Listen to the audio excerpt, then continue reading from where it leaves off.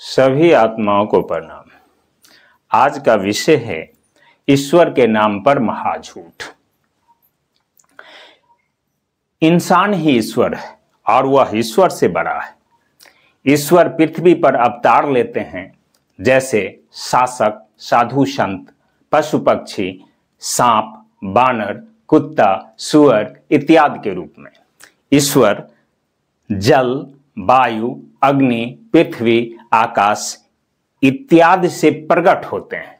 कहीं कहीं तो खंभा फाड़कर भी प्रकट हो जाते हैं। ईश्वर ब्रह्मलोक, स्वर्गलोक, वैकुंठ लोक, ऊंचे पर्वत, सघन जंगल, मंदिर, मस्जिद, चर्च, गुरुद्वारा इत्यादि में रहते हैं। ईश्वर के 2, 4, 8, 10 या सहस्त्रों हाथ, पैर, मुंह, आंख इत्यादि होते हैं। ईश्वर बाह् युद्ध, मल युद्ध, युद्ध, हिंसा इत्यादि करते हैं।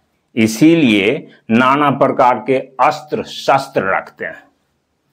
ईश्वर राक्षस, राक्षसी, दानव को वध करने के लिए जन्म लेते हैं या धरती पर जब जब घोर अत्याचार होता है तब तब वो अवतार लेते हैं।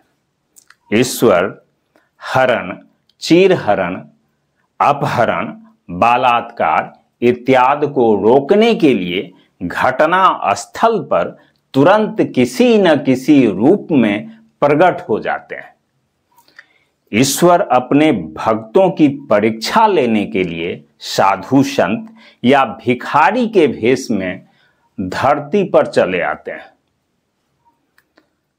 हर एक संप्रदाय या जाति का ईश्वर अलग अलग होता है। ईश्वर शादी विवाह करते हैं, बाल बच्चा पैदा करते हैं और अपनी सुरक्षा के लिए रक्षक, अंगरक्षक, सैनिक इत्यादि रखते हैं। ईश्वर अप्सरा रखते हैं। ईश्वर हजारों लाखों दासियां रखते हैं। ईश्वर मानव लीला, प्रेम लीला, रास लीला, अपहरण और बलात्कार करते हैं। ईश्वर साधु संत का भेष बनाकर महिला के घर जाते हैं और कहते हैं कि यदि तुम निर्वस्त्र खाना परोस कर नहीं खिलाओगी तो हम नहीं खाएंगे, और जब नहीं खाएंगे तब तो यहां से भूखे चले जाएंगे। ईश्वर भांग, धतूर, विष, मदिरा इत्यादि नशा का सेवन करते हैं। ईश्वर यात्रा के लिए पुष्पक विमान, पशु पक्षी इत्यादि का उपयोग करते हैं। ईश्वर धर्म ग्रंथ लिखते हैं। हो सकता है कहीं प्रेस भी हो। ईश्वर रण क्षेत्र में लड़ाई करने के लिए उपदेश देते हैं। हो सकता है यूक्रेन के युद्ध में अभी उपदेश देते हो। ईश्वर का विराट रूप है।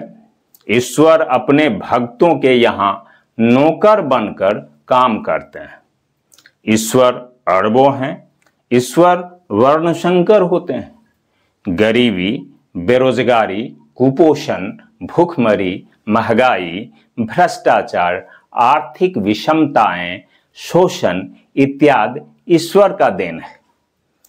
ईश्वर को जानने, समझने या साक्षात दर्शन करने के लिए साधु, संत, सन्यासी, बाबा, त्यागी, बैरागी, कथावाचक, मौलाना, पोप, ग्रंथी इत्यादि बनना पड़ता है। कुछ लोग तो कहते हैं जो नंगा रहना पड़ता है। सांप्रदायिक धर्म ग्रंथों में ऐसे ऐसे महाझूठ लिखा है और सांप्रदायिक धर्मों के ठेकेदार ऐसे ऐसे महाझूठ बोलते हैं जिसे हम यहां बोल भी नहीं सकते।